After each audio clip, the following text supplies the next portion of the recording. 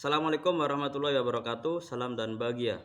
Perkenalkan, nama saya Ilham Tripurnomo dari Prodi Teknik Industri dengan NIM 2019-01-2009 dari Padepokan 067. Di sini saya ingin menjelaskan tentang bagaimana kita menanam pohon dengan cara yang modern, dengan cara stek pohon.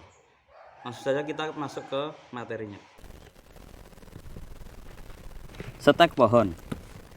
Pengertiannya adalah, stek adalah satu cara pembiakan tanaman tanpa melalui proses penyerbukan vegetatif, yaitu dengan jalan pemotongan pada batang, cabang, akar muda, pucuk ataupun daun, dan menumbuhkannya di dalam suatu media padat maupun cair sebelum dilakukan penyapihan. Jadi ini bisa efektif karena prosesnya itu cepat dan juga mudah. Stek batang sendiri adalah, sebagian orang menyebutnya dengan stek kayu karena umumnya tanaman yang dikembangbiakan dengan stek batang adalah tanaman berkayu.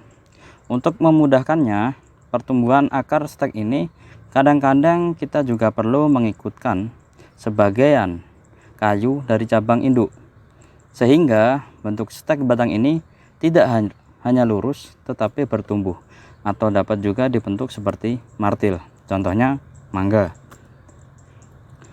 Kemudian stek batang terbagi menjadi beberapa, ada stek cabang, stek ranting, dan stek ujung. Yang pertama ada stek cabang, terdiri dari bagian batang atau cabang yang tua tanpa kulit hijau lagi, misalnya nih stek ubi kayu. Kemudian ada stek ranting, terdiri dari bagian batang, ranting, atau ranting yang masih muda, masih mempunyai kulit hijau, termasuk di sini stek sulur. Misalnya nih, stek ubi jalar, stek lada, dan stek sirih. Kemudian ada stek ujung, terdiri dari ujung batang yang paling muda, misalnya stek kangkung. Jadi stek-stek ini bisa dilakukan dari semua kalangan, asal dia mau bisa, soalnya ini mudah. Kemudian masuk di cara stek batang. Yang pertama ada, pilihlah induk atau pohon yang akan di stek yang unggul dan sudah berbuah jika penyetakan dilakukan pada taman buah. Kemudian yang kedua, pilihlah batang yang sudah memiliki kayu atau keras dengan ukuran tergantung pada jenis tanaman, tapi umumnya sebesar jari. Yang ketiga, potonglah secara miring baik bagian pangkal ataupun ujungnya dengan keumuman panjangnya 10 cm. Berilah perangsang akar pada bagian pangkal. Nah, biasanya di sini bagian pangkal itu bisa diberikan menggunakan bawang merah perangsang. Kemudian cara stek yang kelima, tancap pada media yang sudah disiapkan. Saat pemasukan dalam media sebaiknya hati-hati, jangan sampai batang stek rusak. Jadi stek ini kan langsung dari induknya, jadi hati-hati. Kemudian cek tanaman, jika sudah berakar dan tumbuh daun baru boleh ditanam.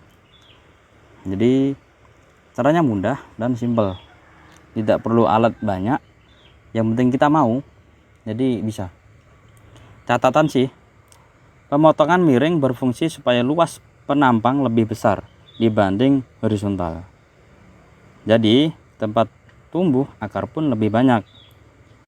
Media yang baik tidak menyebabkan air tergenang sehingga terjadi pembusukan batang.